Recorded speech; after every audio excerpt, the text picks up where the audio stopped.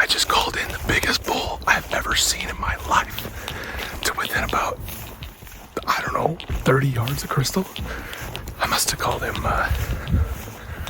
half a mile, maybe over 3/4 of a mile. But he just came up the hill and then he just kind of walked back down because he didn't see any cows.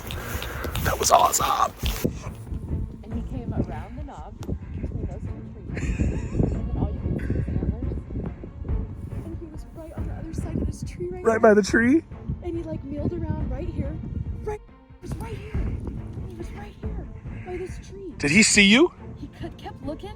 He knew something wasn't right. Because I didn't move. Yeah. And he looked at me, and then he looked that way, and then he was licking. And then he came right here and walked right here. And I was like, wait, right here? Right here!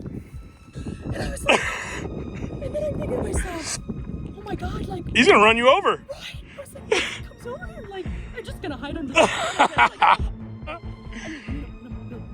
And then He was at 5 yards. He was right here. 5 yards. And he was massive. Okay. I got it all on video. Oh my God. So we called him. We heard him bugling around this corner, kind of around the backside, and we were gonna take off and go over here like this and try and see if he had cows with him, because we don't have a bull tag, but we wanted to practice.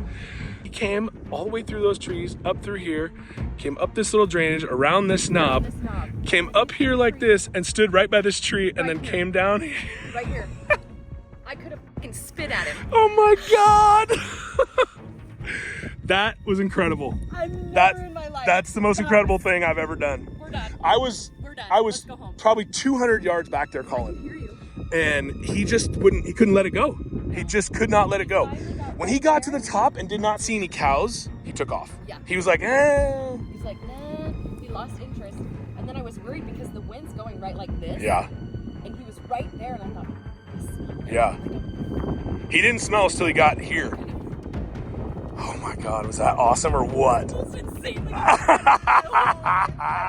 was like the shit out of the movie. Oh, that was awesome.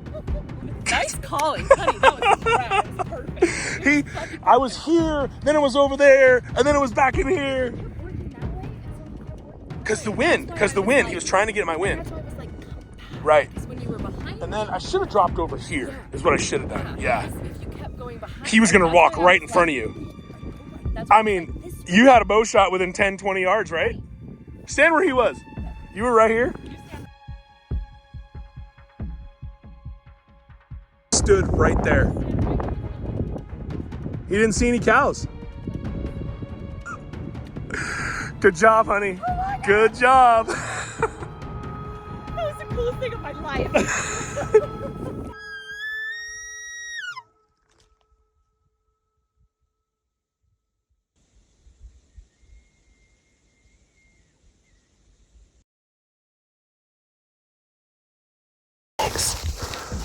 He's a 6 by 1, 2, 3, 4, 5, 6. Yeah, he's got 6 on both sides. I need my phone scope. Wow, he's pretty. He's beautiful.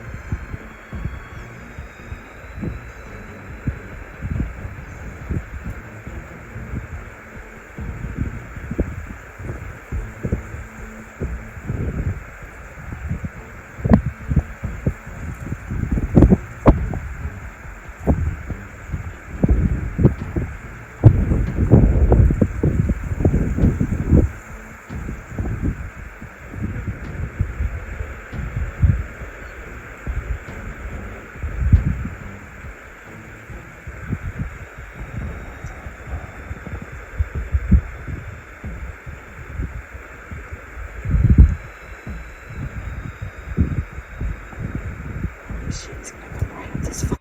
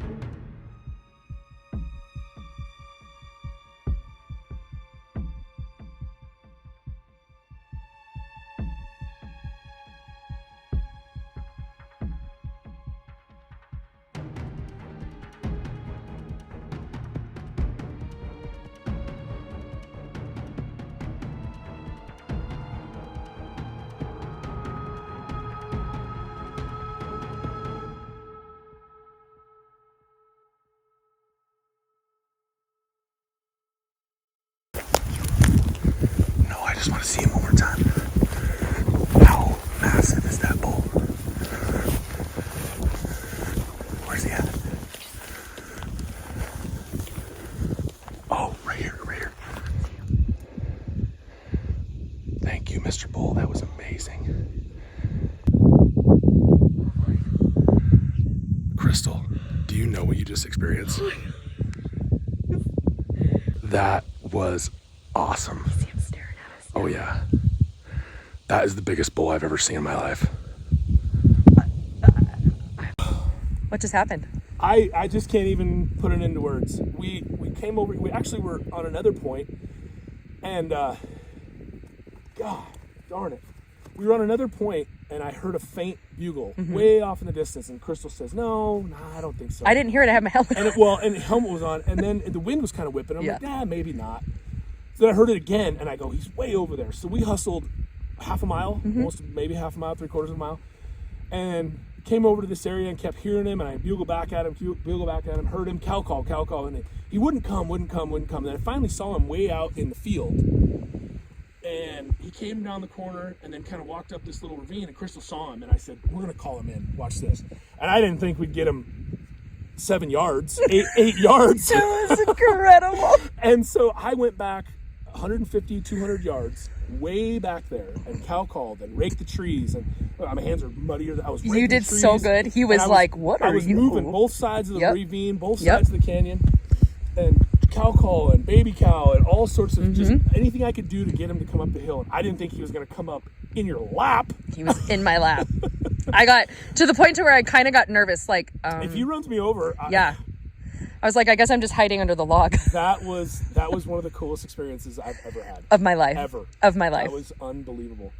And he came up right here, walked by the rock in front of the tree, and I've got a video of him looking at me trying to find the cow. But I'm in an open field behind a tree. And he said, there's no cows over there. There's no cows over there. Oh, I smell something. Yeah, and then he caught me. I better get out of here. Because I was just You were enough. right here. Yep. Yeah. You were in his zone, man. You were in his. Do you smell him? Yeah. Did you smell him? Yeah. I could hear him breathing. Oh my God. Yeah. I was like, oh my God. That was incredible. That was awesome. And that's why you elk hunt, man. Yeah. That was awesome. Wow.